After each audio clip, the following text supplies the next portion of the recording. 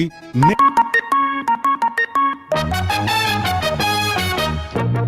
Va ora in onda Auto da Fè, un mondo senza testa, una testa senza mondo, un mondo in testa.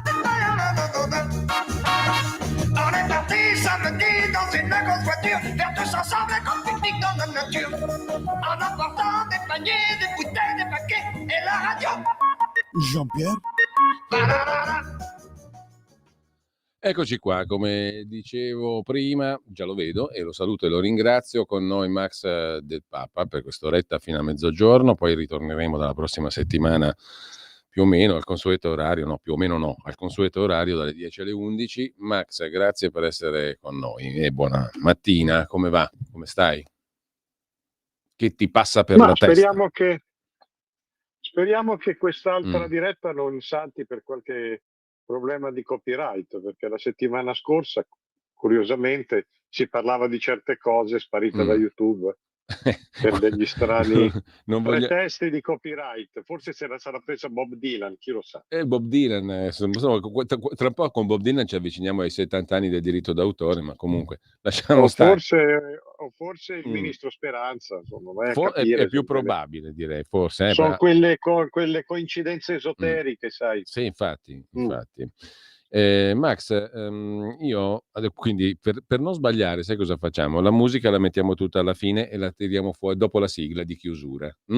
Così nessuno ci può dire che il copyright musicale vabbè, io avevo in animo però credo che in questo caso non possa valere, perché il pezzo successivo, lo anticipo, che ha a che fare col calendario di oggi, è niente proprio di meno che un brano di Darius Milhaud, quindi ho idea che non ci siano copyright in circolazione. Comunque, facciamola corta, Max. Io vorrei, tra i tanti articoli interessanti che hai scritto in questo lasso di tempo rispetto alla settimana scorsa, ce n'è uno che mi è piaciuto molto, che veramente vorrei stampare e incorniciare, ed è il pezzo che hai scritto su Enzo Tortora.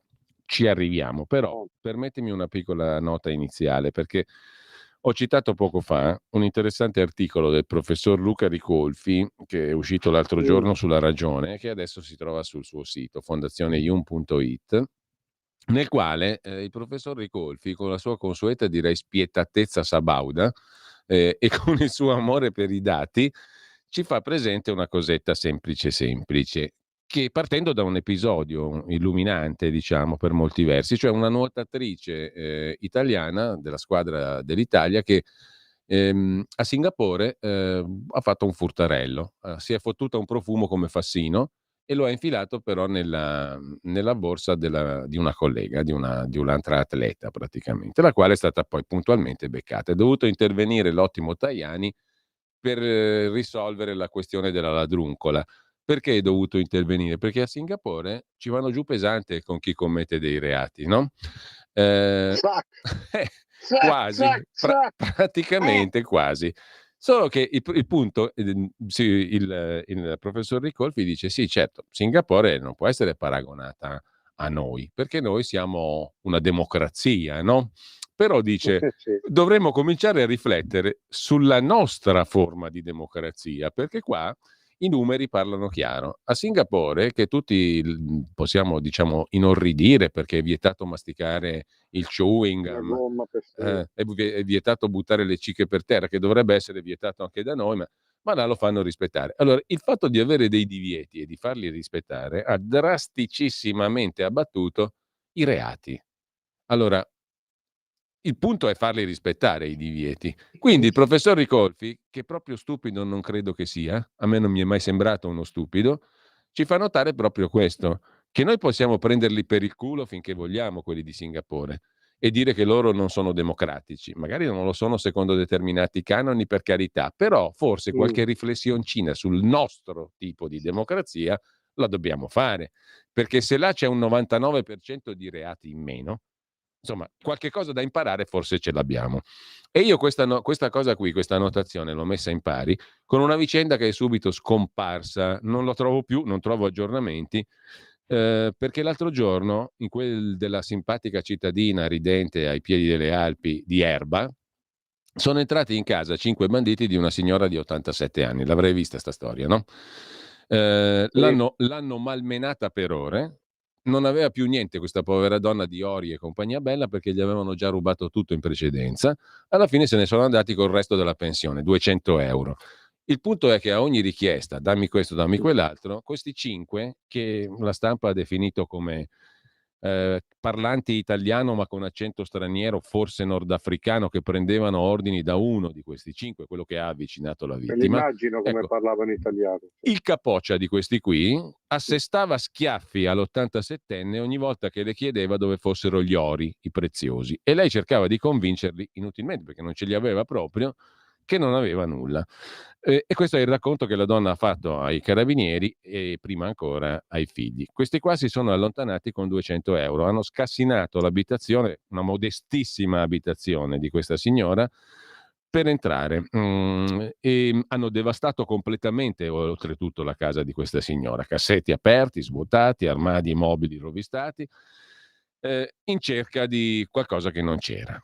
Questa roba qua, ora, carabinieri di Erba hanno cominciato a fare le indagini, bla bla bla. Io non so se arriveranno a beccare questi qui, perché sono entrati nella casa sbagliata, in una modestissima, umilissima casa di una donna di 87 anni indifesa e presa a schiaffi a ogni domanda che le facevano. Questa scena mi ha gelato il sangue.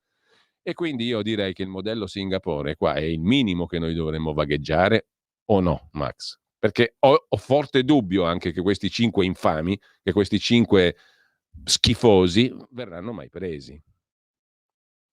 No, io non credo. Io penso che li prenderanno, diverso alla fine che faranno. Tanto bisogna dire che a Singapore il 99% della gente è felice di essere a Singapore. Cioè, non è che si lamentano più di tanto per le cose demenziali come non si può masticare il chewing gum. Però loro sono felici di stare. Noi che non possiamo fumare all'aperto non è molto diverso. Non siamo felici di stare in Italia. Loro sono tutti convinti perché la qualità della vita è molto migliore. Detto questo, io penso che questi 5 balordi nordafricani li prenderanno, ovviamente li porteranno in palmo di mano, magari li candideranno anche col partito di Salis, li manderanno su flottiglia e poi daranno la colpa a Olindo e Rosa, no? Non siamo Erba. Sì, è vero, è vero. Sì. Buttagliela sopra, buttagliene un'altra, daranno la colpa a lei, tornando al fatto di Tortora. No, questi li prenderanno e poi li porteranno in processione. Tanto ci sono quei 2 scemi là, prenderanno loro la colpa. La magistratura italiana era un cancro ai tempi di Tortora, adesso è peggio di una metastasi. Ecco, tu hai scritto questo articolo, io mi permetto di citarlo, tra l'altro sul post nella pagina Facebook di Radio Libertà ci sono gli indirizzi, però se voi andate sul sito del Giornale d'Italia, il giornaleditalia.it, lo trovate l'articolo di .it, lo trovate l'articolo di Max Del Papa, è intitolato così per facilitarvi la ricerca, ma l'eterno caso Tortora non si esaurisce in una fiction, per quanto accurata. È una macchia indelebile sulla Repubblica. Perché fiction? Perché si è fatto un gran parlare, come tu scrivi, della serie, della fiction girata dal regista Marco Bellocchio, esatto, sul caso Tortora, è presentata a Venezia, no? Tutti a dire che è una meraviglia, che ricostruisce benissimo l'Italia di quegli anni e tutto quanto. Capito, Antena 3 Lombardia. C'è il lato estetico, no? Che tu sottolinei proprio questa cosa, no? Allora, qui tutti a parlare del lato estetico, registico, poi chiaramente Marco Bellocchio è uno di quelli che piacciono alla gente che piace, no? Quindi è un indiscutibile compagno, no? Di quelli là che non si discutono. Marco Bellocchio è un dogma, no? Più o meno. Quindi i pugni in tasca. I pugni in tasca e tutte quelle belle robe là. Quel catto comunismo. Aldo Moro, le Brigate Rosse poetiche, però. Sì, certo, no? In quello avevano torto, ma avevano dei valori. Appunto, come dice quell'altra sbagliavano, ma non sbagliavano mai. Come dice quella che adesso la candidano, no? In Puglia, se non ho capito male. La De Cesare col partito di Travaglio. Sì, bella roba. Comunque, tutti a esaltare. Vivono bene questi che non hanno coscienza, vivono benissimo. O se questo che veniva, scriveva sulla Padania, te lo ricordi, Calandrino? Sì, Marco Travaglio, certo, sì. Ecco, adesso fa candidare perché decide lui. Fa candidare la compagna De Cesare, compagna Balzerani, la tua rivoluzione, anche la mia. Certo. Ma perché non si sputano, hanno come Rino Banfi, non si sputano in faccia da soli, cioè si sputano per aria e si fanno cadere giù. O per citare un altro Questo che poi dà, filosofo, è gente che non si fa dà schifo da sola. esempi di morali a tutti, ma va a cagare, va trovato. Citando un altro Esempi morali, dai. filosofo, è gente che non si fa schifo da sola, purtroppo. No, si piacciono sempre molto. Prendono in giro i compagni, ma sono più compagni loro. La grande bellezza è tutta roba loro. No, Cioè, ma uno come poi, Travaglio per me è il tipo più dentro il narcisismo tossico di sinistra che possa esistere.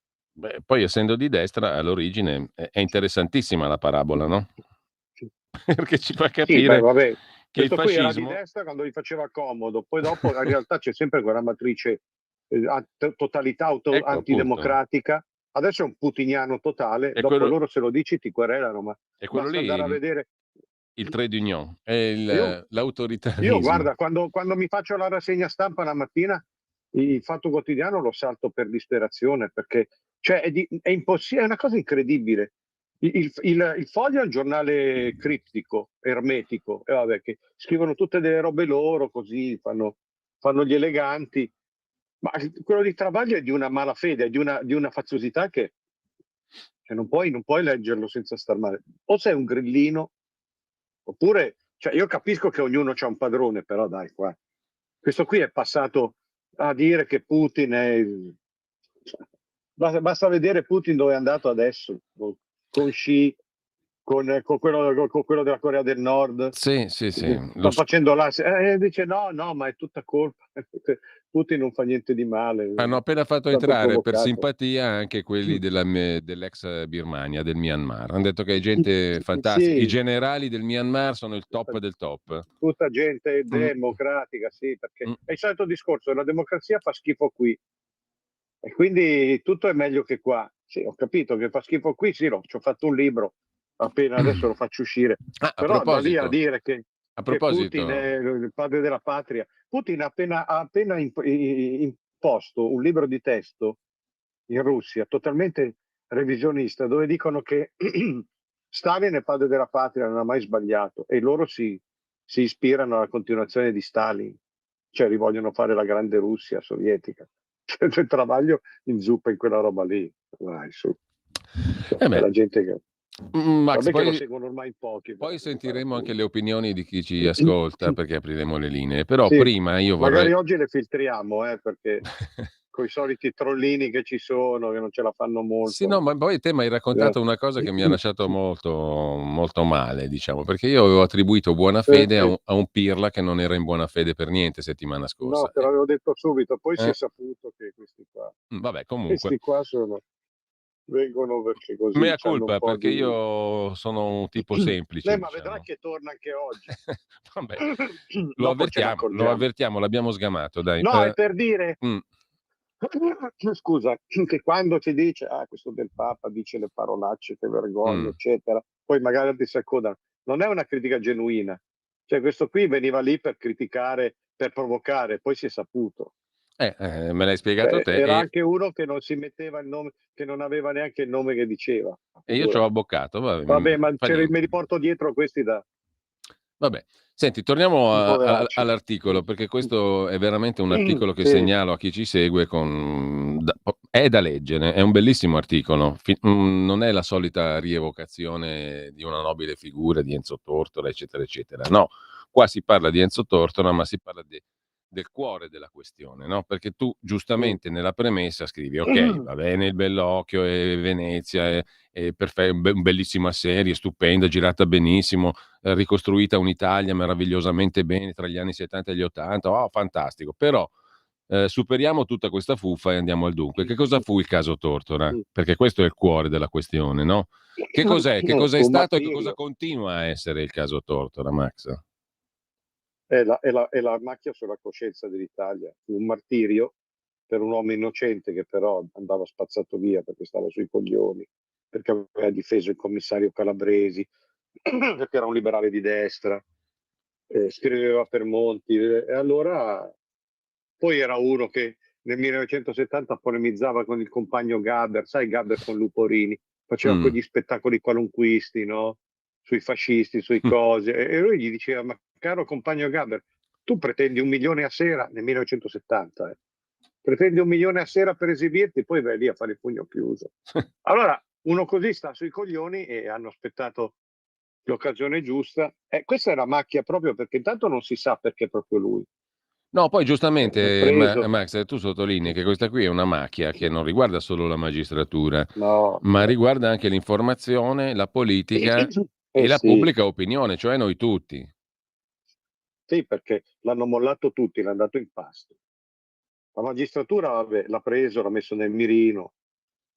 Però poi l'ambiente giornalistico, sciacallesco come sempre, Ecco, l'ho tra mollato l'altro, completamente. salvando, come tu scrivi, Giorgio Bocca, Enzo Biagi, Vittorio Feltri e in parte Montanelli. Sì, che l'aveva difeso Montanelli con qualche caduta di gusto, anche lui. Però dall'altra parte c'erano quelli come la Camilla Cederna, questa signora della borghesia progressista che diceva vabbè, a me è sempre stato sui coglioni, se l'hanno dato a prendere qualcosa avrà fatto. Cioè, è una frase da Wyszynski questa qua, è una frase proprio da regime totalitario. Se sono andati a prendere qualcosa avrà fatto, poi a me stava sui coglioni. Cioè, questa qui ha distrutto la reputazione di Leone, il presidente, quello là, ridicolo, ma insomma, gli ha messo addosso delle accuse che erano totalmente campate per aria, tanto che alla fine anche i radicali si dovettero scusare, quando poi era bello che è andato.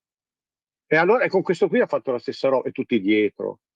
Tortora spaccia la droga con Turatello, con quell'altro della Camorra lì, Tortora va con i bambini, delle cose, e tutta la gente dietro, cioè la madre di Tortora veniva insultata in chiesa dai bravi cristiani. Quindi no, lì è proprio il fascismo italiano che si rivolta verso l'innocente e tutti lo azzannano, no, nel branco.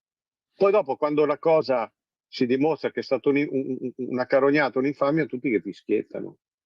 Cioè non c'è mai stata una presa d'atto, e non niente. solo. Come Questo stavo dicendo, come con la pandemia così, no? Prima si fa la strage, il massacro, poi dopo si fischietta, sempre. L'Italia non cambia mai. E oltretutto, tu lo fai notare questo, che non tutti, diciamo, hanno sottolineato a dovere, i magistrati protagonisti di questo obbrobrio, di questa mostruosa accusa, hanno tutti fatto carriera, indubitabilmente, anche non solo nel loro settore, ma nella pubblica amministrazione. Sì, ma dappertutto i magistrati fanno sempre carriera. Questi qua evidentemente hanno fatto carriera per servizi resi, dovevano fare qualcosa, l'hanno fatta e allora sono stati premiati. C'era quello lì, c'era uno, ma poi lo rivendicano ancora dopo 40 anni. C'hanno una protervia.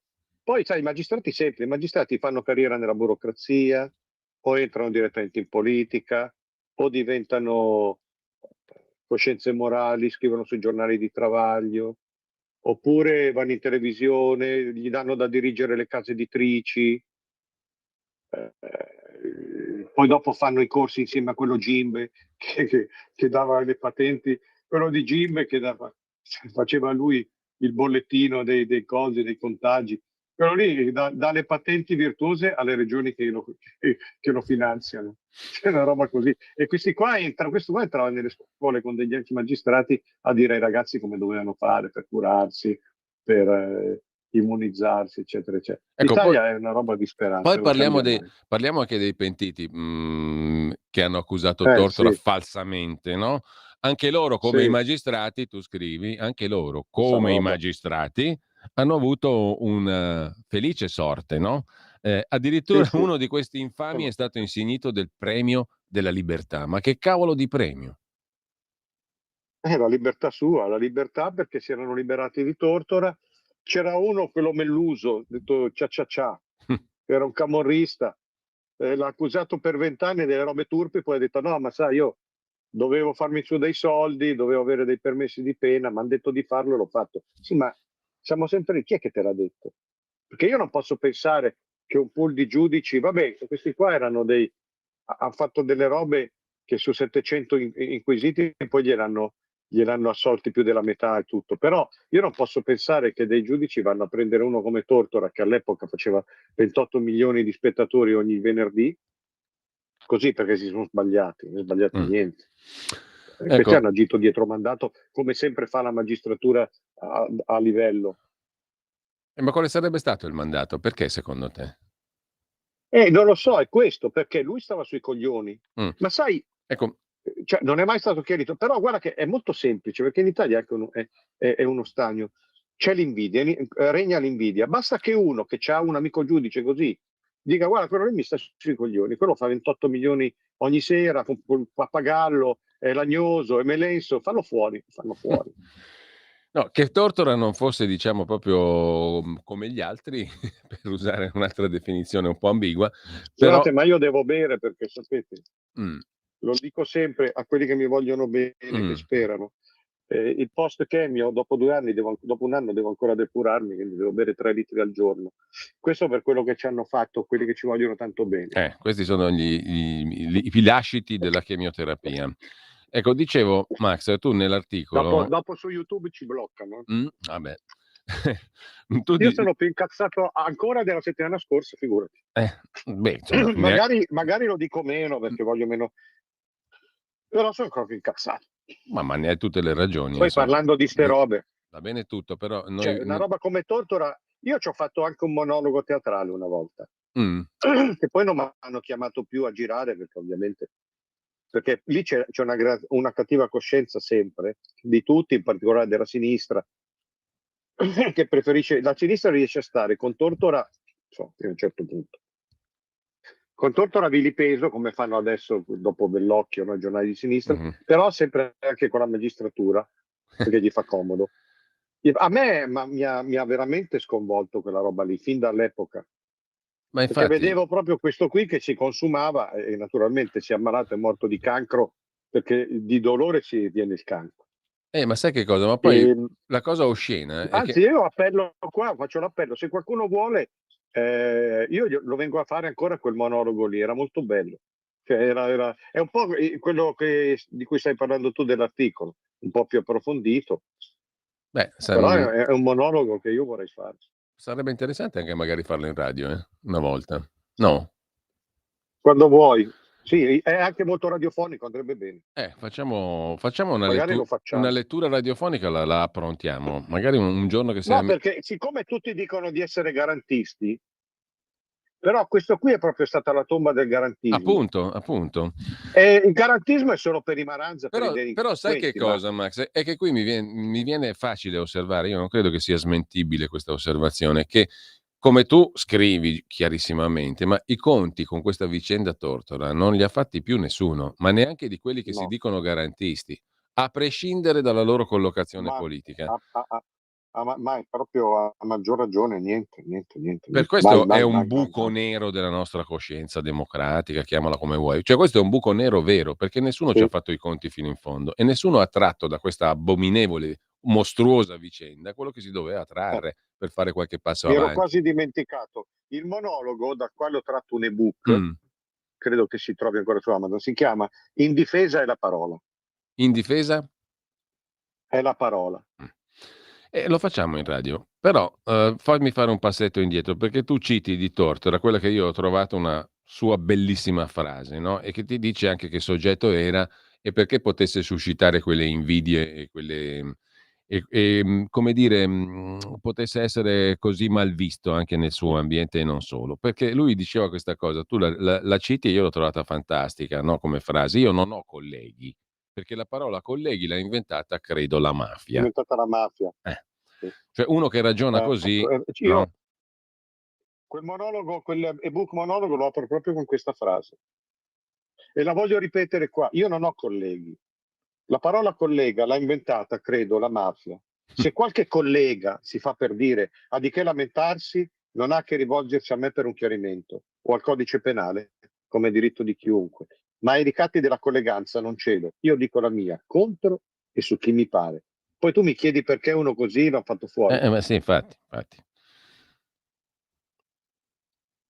Eh. Quindi, ecco, mi piacerebbe molto. Io ho un sacco di progetti, però non ho. Dopo qui mi prenderanno in giro quelli che intervengono a fare i troll. Io ho un sacco di progetti, tra cui il monologo di Tortora, un reading su che cosa ti lascia e che cosa ti toglie la malattia e tutt'altro. Poi c'ho questo libro da presentare. Il problema è che non voglio essere presuntuoso, non voglio dire io sono, perché uno degli effetti maledetti è che dopo Tortora tutti si paragonano a Tortora, no? Anche Vanna Marchi, anche Corona. No, quello no, però ecco, io credo che almeno quel minimo essermelo guadagnato. Quando dico io non ho colleghi, ai ricatti della colleganza non cedo, tu mi conosci. A proposito dei E allora, siccome queste cose qua mi è difficile portarle, ma vorrei. Allora, in radio lo facciamo sicuramente. Una volta che magari tu vieni a Milano, ci troviamo qua in studio e lo facciamo anche in diretta qua in studio. Ecco, sarebbe molto bello in diretta così, sì. Andata giudicata in ottobre. Sì. Quando verrai a Milano lo facciamo, ci adattiamo al calendario. Ce lo fanno fare? Lo facciamo. Io ho detto lo facciamo, non ce lo fanno fare. Lo facciamo e basta, punto. Lo facciamo per forza. Così mi piace il Cainarca. No, a proposito di colleghi. Che dura. Questa piacerà molto. Questa è Carlo Porta. Ai più vintage, Questa è Carlo Porta, No, questo è il Bossi. Era una lirica di Carlo Porta. No, su questo l'origine veniva da là. Ed era una mammina. Sì, lo so. Dopo lui l'ha presa. Era la mammetta che spiegava alle fanciulle cosa serve a un maschio, diciamo così, qual è la dote del maschio. Comunque, a prescindere da questo, a proposito di ormai anche questo è diventato da galera. Ma guarda, la roba che ti mettono dentro. Ma tu mi sai spiegare, adesso divaghiamo un po', tu mi sai spiegare perché la Chiesa ci ha rotto i coglioni per 2000 anni col fatto che scopare si andava all'inferno. Era una no? Fuori dal matrimonio. In confessionale. No, anche dentro. Anche dentro, cazzo, dai. Addirittura. Dovevi fare solo per procreare. Solo per procreare. Certo. Poi dopo, fuori dal matrimonio no. Se uno aveva una crisi o cosa, così non trovava un'altra donna, andava all'inferno, andava in peccato. Allora mi spieghi come mai dopo 2000 anni fanno il giubileo dei trans? Questa è buona. Il giubileo dei trans. La Chiesa lo organizza, no io. L'ho organizzato un cardinale Bergogliano. Ma uno mi ha scritto perché solo gli imbecilli non cambiano mai idea. Ho capito, ma questa non è un'opinione, questo è il magistero. È il magistero che dovrebbe venire dalla parola di Cristo, secondo loro, e ha schiacciato la gente nei sensi di colpo per 2000 anni. Non è qua un'opinione da giornalista. Come fanno questi qua? Sono diventati inclusivi. Il giubileo dei trans. Sono diventati inclusivi. Vabbè, ho capito. Sono le 11:31. Max, sono le 11:31, noi musica non ne mandiamo, però la pausa la dobbiamo fare e c'è anche il nostro amico Acerbis che ci attende impaziente. Lo amiamo. Stai ascoltando Radio Libertà, la tua voce libera, senza filtri né censura. La tua radio.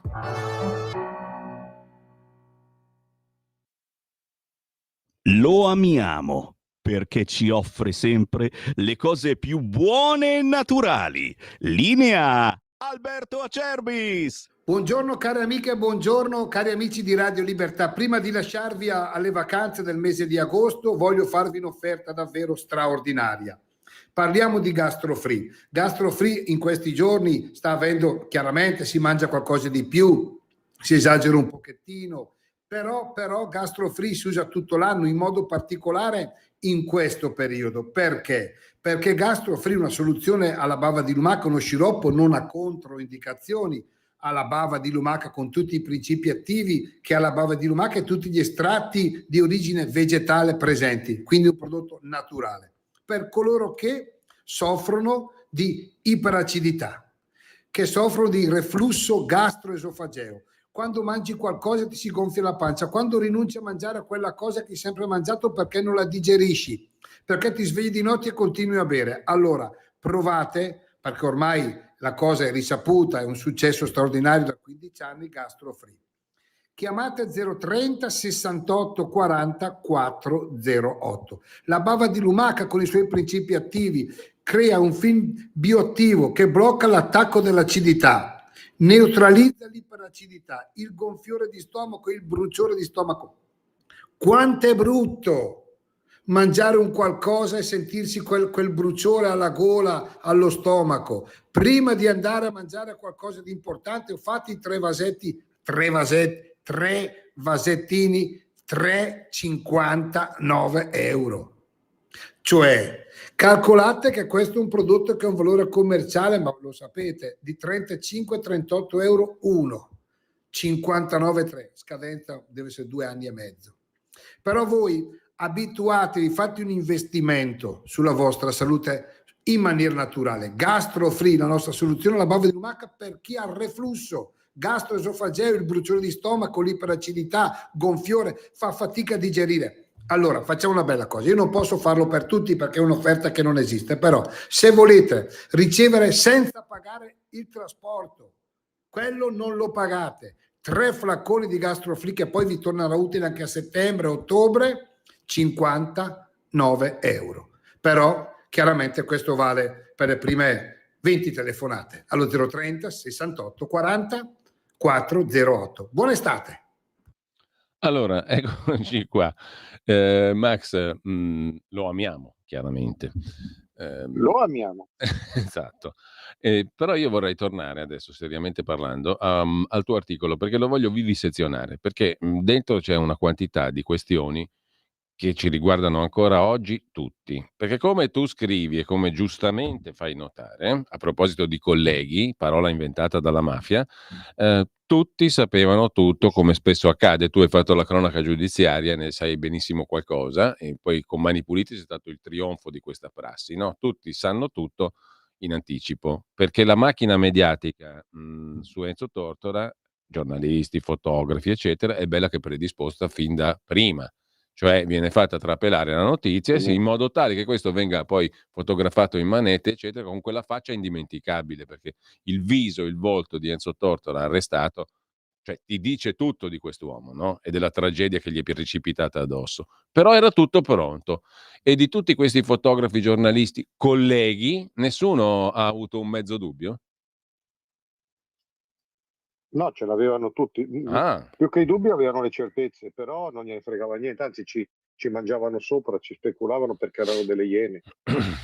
Lo sapevano che non era Tortora, ma era Tortosa, Tortona, nelle nell'agendina. agendine di quel Puca.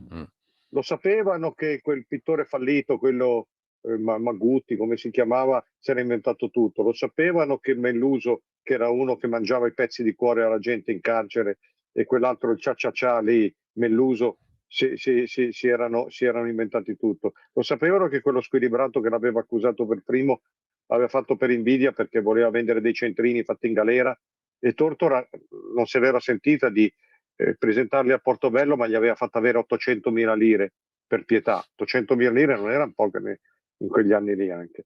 E allora era tutta una roba, però sai, per invidia, per il fatto di farlo fuori, per il fatto che non bisognava anche allora andare contro i magistrati, sapevano tutti, dai. E infatti solamente quei 4-5, mettiamoci anche, non so, Massimo Fini, però era gente che doveva avere le spalle abbastanza larghe per poter, ma sai, un cronista normale così non è che potesse tanto mettersi contro i giudici. Fino al titolo del Messaggero, Tortora ha confessato. Anche quello lì, cioè se io faccio una roba del genere, se tu fai una roba del genere così a cuor leggero su una roba così e non è vero niente, cioè ha confessato cosa così, praticamente Tortora ha confessato di essere un camorrista spacciatore. Cioè, succede una roba, salta il direttore, salta quello che ha fatto l'articolo, salta quello che ha fatto il titolo, salta tutto. Allora, se ha fatto una roba del genere vuol dire che valeva la pena. Infatti non è saltato nessuno. E una cosa così è immane, è enorme. Cioè, Tortora ha confessato cosa? Cioè, quelle robe lì sono tutte delle manovre, no? Stile servizi. Prendo un giornale, gli faccio dire una roba del genere perché bisognava puntellare la magistratura che faceva già da tutte le parti. C'era uno che aveva detto lì in udienza, dice sì, certo, lo sappiamo, se cade Tortora cade tutta la nostra inchiesta, 700 persone. Quello lì era più che innocente, era estraneo. Allora Tortora ha confessato. Sì, e poi tra gli accusatori tu fai un veloce ritratto del principale, no? Giovanni Pandico, dico tutto, Pandico, sì. killer, segretario di Cutolo, capo della Camorra, Di Cutolo. ha ammazzato 2 impiegati comunali perché non gli hanno fatto il certificato Sì. nei tempi che voleva lui, ha tentato di uccidere parenti, padre, madre, fidanzato, viene definito dai medici schizoide e paranoico, ma per i giudici è affidabile, è un testimone affidabile. Sì. Mm? Era la bocca della verità. Ma perfino Cutolo, quando lo incontra in galera, Tortora fa dell'ironia, gli dice in maniera teatrale, come c'hanno i boss napoletani: mi onoro di stringere la mano a un innocente. Però quella roba lì nessuno l'aveva scritta mai. Cioè, l'abbiamo saputa 30 anni dopo. Tra l'altro questo Poi da lì... dico, tra l'altro, di. questo Pandico dal 2012 tu scrivi torna libero perché si è pentito. Sì, ma anche quell'altro, quello Mancuso, cia. Ma Quindi quell'altro... presento in ginocchio alla famiglia. Poi c'è quell'altro... La figlia gli ha detto stai pure in piedi, vai via. C'è quell'altro O Animale, qualcuno se lo ricorderà, il Barra che tu Pasquale citavi prima. Barra. Pasquale Barra, quello che citavi prima, 67 omicidi, tra cui quello di Turatello, squartato e al quale viene mangiato il cuore e le viscere di Turatello. Si mangia questo soggetto, che vive fino al 2015 in carcere, ma in regime privilegiato. Speciale programma di tutela, giusto? Sì, ma anche quello il cia quando si è sposato l'avevano fatto scopare con la sposina dietro una tenda nella galera. Testimoni i nostri colleghi giornalisti. Bravo. Testimoni allora vedi che lì era tutto un giro. Però non è cambiato niente. Cioè forse oggi i giornalisti sono anche peggiorati. Più merda. Ecco, questo personaggio qui che si sposa con testimoni giornalisti, l'altro pentito, Gianni Melluso, il bello o cia che dir si voglia, soprannominato tale, come tu perfettamente citi e ricordi, nel 2010 in un'intervista all'Espresso dice così con nonchalance queste parole: Tortora non c'entrava nulla, di nulla, l'ho distrutto a malincuore, dicendo che gli passavo dicendo che gli passavo pacchetti di droga, ma era l'unica via per salvarmi la pelle. Ora mi inginocchio davanti alle figlie. Che gli hanno detto resti pure in piedi, signor Melluso. Sono stati anche troppo generosi. È una cosa proprio incredibile quella lì. Ma incredibile per come... Cioè, proprio, è venuto fuori questa cosa qui, non ha pagato a nessuno, non si è scusato praticamente nessuno. Però questa cosa di Tortora poi è diventata una specie di grande lavacro, di grande rimorso, tutti, povero Tortora, così, e l'hanno usata tutti per dire anche i più grandi ladri e farabutti, io sono come Tortora. Cioè, non solo l'hanno ammazzato 2 volte questo qua. No, ma poi è tutta la storia come tu la racconti perfettamente con una sintesi straordinaria, ripeto, su ilgiornaleditalia.it la trovate, andate a cercarvi questo articolo di Max Del Papa su Enzo Tortora. Allora, ci sono tutta una serie di fatti mostruosi, allucinanti, no? Il procuratore titolare delle indagini, Lucio Di Pietro, che è definito il Maradona del diritto, cioè una cosa che non può essere comica, è mostruosa, è un'ironia mostruosa. Secondo me sì. Seconda cosa, il processo di primo grado a Napoli, si apre dopo 1 anno e 8 mesi dopo l'arresto.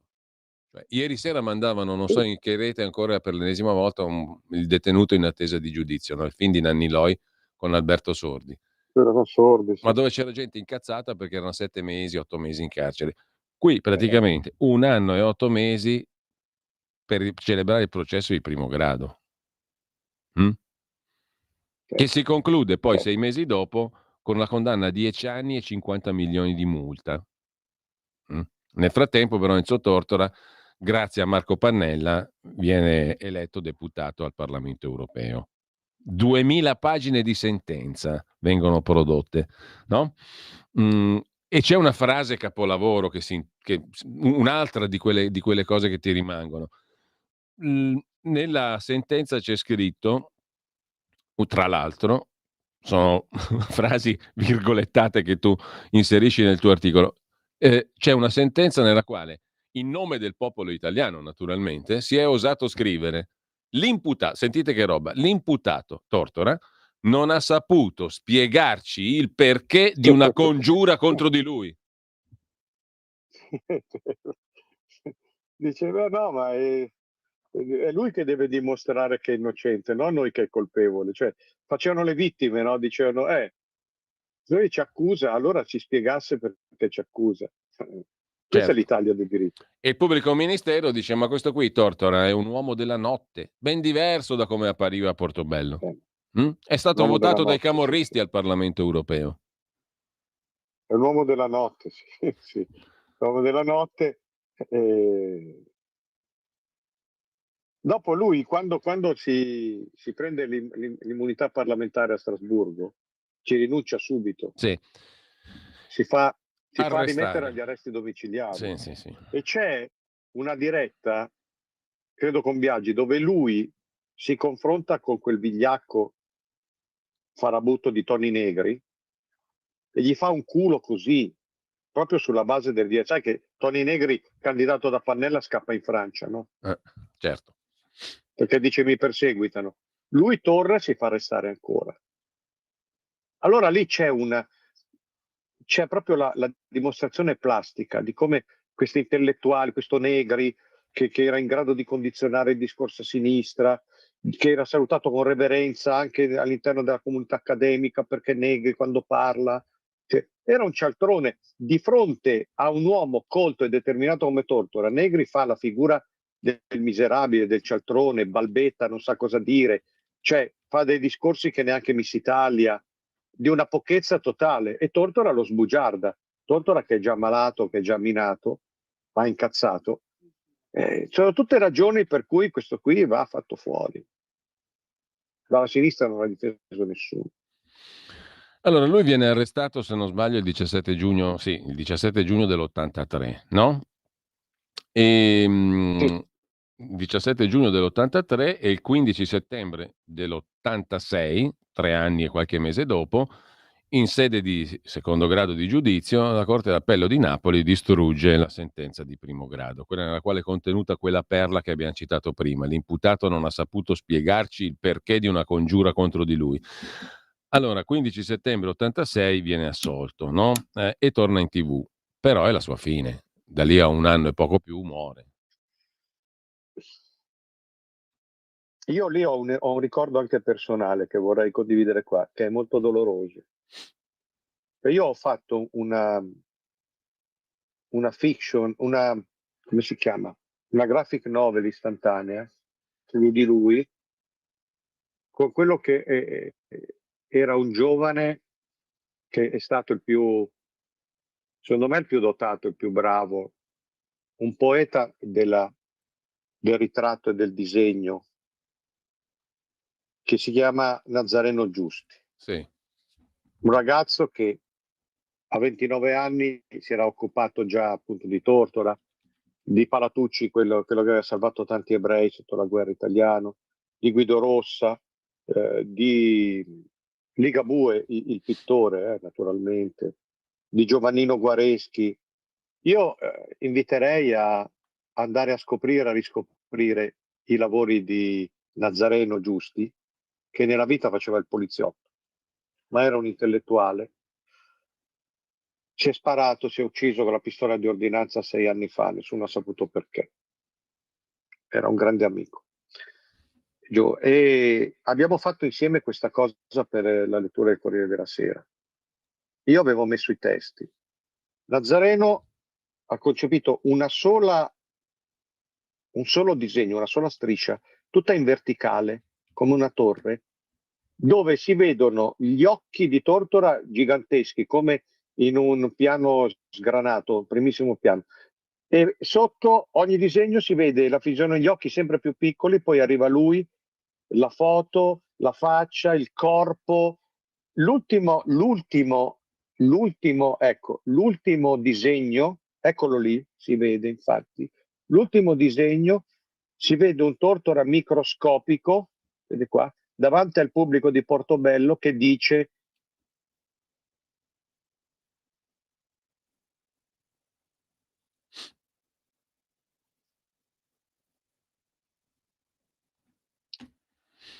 dove eravamo rimasti. e dal disegno sembra di sentire la voce di Tortora. Sta tutto lì. Hai fatto bene a ricordarlo. Io l'ho recuperato al volo, anche l'articolo nel quale tu ricordi Nazareno Giusti a 4 anni dalla sua morte. Era stato pubblicato nel 12 maggio del 23 questo articolo su nicolaporro.it. Max, finisce così, lui non si riprenderà mai più, il cancro, la malattia terminale. Finisce, lo dico per cronaca perché tu lo ricordi, e tutti i punti che tu citi in questo articolo, che mi spiace ma ha monopolizzato tutta la puntata, non abbiamo neanche fatto in tempo ad aprire le linee. Tutti i punti però sono punti che vanno valorizzati, sui quali riflettere, perché Enzo Torto rappresenta anche ovviamente una citazione per danni, no? Ma il Consiglio Superiore della Magistratura archivia. Il Consiglio Superiore della Sì, era una Magistratura citazione però simbolica, perché sì, da però 100 miliardi, no? sì, Una ma roba del genere. ricordiamolo, il Consiglio Superiore della Magistratura è presieduto dal Capo dello Stato, dal Presidente di questa Repubblica, no? A prescindere da chi ci va lì volta per volta. Il CSM archivia. Poi il referendum dell'87, che viene fuori dalla vicenda Tortora, quello sulla responsabilità civile dei magistrati, vince, stravince, tanti sì, ma la legge, la famosa legge Vassalli, mette tutto alle spalle. E siamo qua ancora oggi a parlare di responsabilità civile dei magistrati. Ne abbiamo firmato un altro di referendum. Naturalmente si fa, e naturalmente si fa barricate, si fa di no.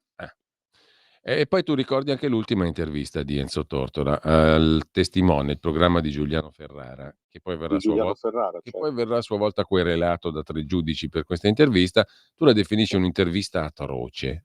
Perché?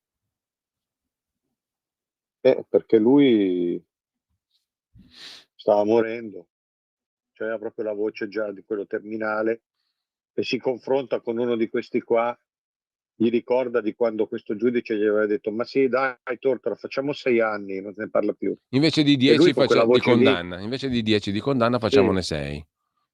e lui con quella voce mortifera diceva: lei, ma cosa crede? Che siamo al mobilificio a Iazzone qua? Cioè c'aveva ancora quella rabbia, quell'indignazione che ci stava spegnendo perché stava morendo, infatti è morto subito dopo. E gli diceva: lei mi ha trattato come se fossimo al mobilificio a Iazzone. Cioè è una cosa, e quella lì non la fanno vedere mai però. No. Cioè mi dispiace che Tortora è diventato, sì, va bene, bell'occhio, con i pugni in tasca, il compagno, il comunismo, la rivoluzione, l'estetica, l'etica estetica, però mi dispiace che è rimasta solo una cosa appunto da fiction, da teleromanzo, insomma. Ecco, l'ultima cosa che voglio valorizzare del tuo articolo, le lettere di Enzo Tortora alla compagna Francesca Scopelliti sono raccolte in un libro che si intitola semplicemente Lettere a Francesca, con la prefazione di Sparito Giuliano, quel libro lì. con la prefazione di Giuliano Ferrara, edito da Pacini Editore. Non so se sia recuperabile questo libro, non ho ancora fatto la ricerca neanche online, però È difficilissimo da trovare. però tu scrivi che questo libro è stato completamente trascurato da tutti. L'importante era non parlarne, no? Certo. Infatti non se ne è parlato. Che lì c'erano tutti i giudizi, c'erano tutte le cose. Cioè, lei ha fatto questa cosa anche filologica, ha ripreso tutta una serie di... cioè, le testimonianze proprio di lui. Allora, bisogna salvare la memoria di Tortora. Vabbè, allora fate vedere le cose vere, non fate solo i teleromanzi. Fate vedere quella trasmissione con Giuliano Ferrara. Fate girare questo libro. Invece l'hanno soffocato, nessuno ve lo voleva presentare. Cazzo, si fanno delle cose, chiamano in Parlamento, chiamano in Senato, chiamano alla Camera dei Deputati gente, la Francesca Albanese che ha fatto questo libro, che è una geografia poi questi li chiamano, quella roba lì non sparita subito. Allora, abbiamo Pochi minuti in realtà, però apriamo velocissimamente anche le linee telefoniche, non faccio in tempo a dar conto dei messaggi che sono arrivati nel frattempo. E apriamo però le linee telefoniche per chi vuole intervenire in diretta. 02 92 94 72 22, lo ripeto, 02 92 94 7222. Non ho capito se c'è qualcuno in linea o la telefonata. C'era un ascoltatore in linea, ma è caduta la telefonata. Una domanda per Max: perché Cutolo non ha mai beneficiato di sconti di pena? Scrive tra le varie cose un ascoltatore, che poi ci manda il link su Amazon del libro delle lettere a Francesca.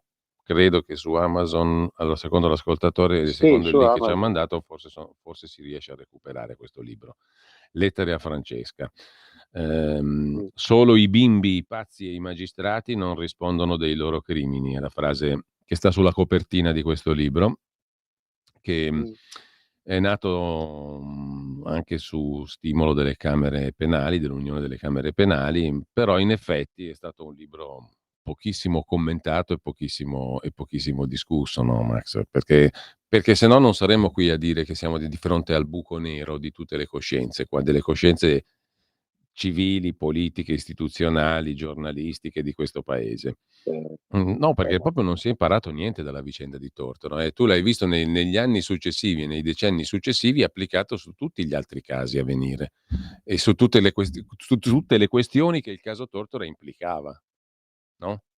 Sul versante istituzionale, sul versante dell'esercizio della giurisdizione, sul versante giornalistico, informativo, mediatico, zero. Cioè il lascito purtroppo del caso Tortora è stato zero, o no?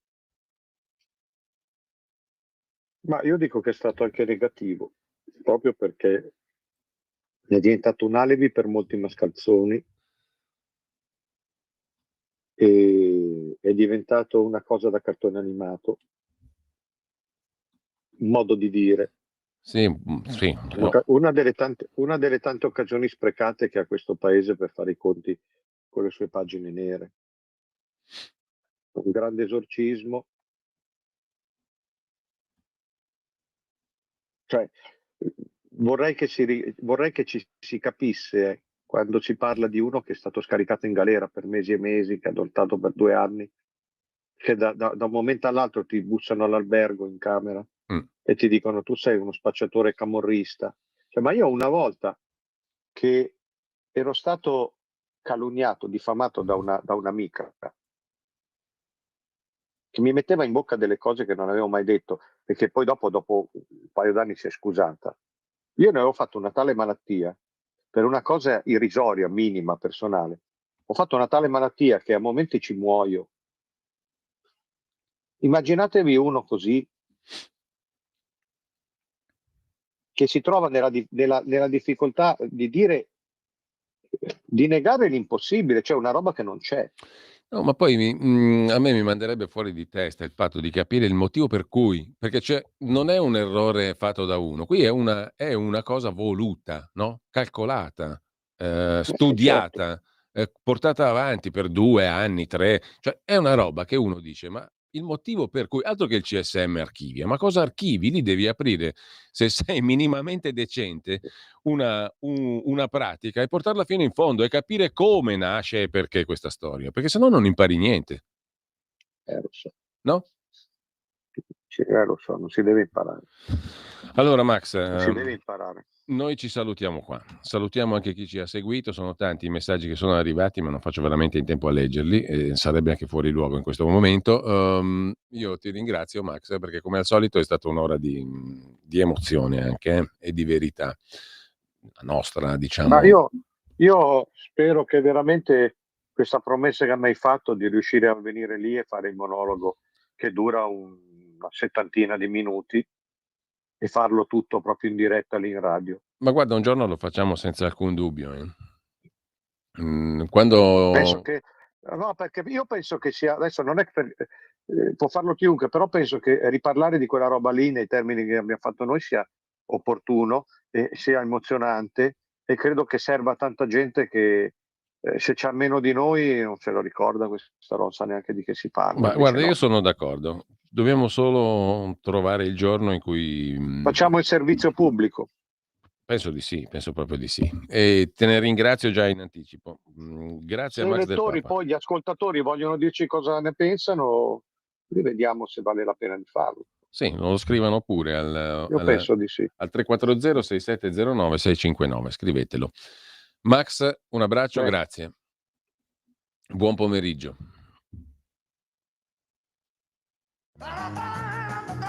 Avete ascoltato Auto da Fè. Et la radio, Jean-Pierre? les voitures et puis les cornichons. E allora sono le 11.59, riusciamo anche a rendere omaggio, con calendario musicale alla mano, giovedì 4 settembre, a Darius Milhaud. Nasceva oggi a Marsiglia. Di lui ascoltiamo una splendida composizione, una brasileira, dalla Scaramouche Suite, con la 27enne britannica Jess Gillam al sassofono. Pezzo veramente molto bello, godetevelo e buon pomeriggio a tutti.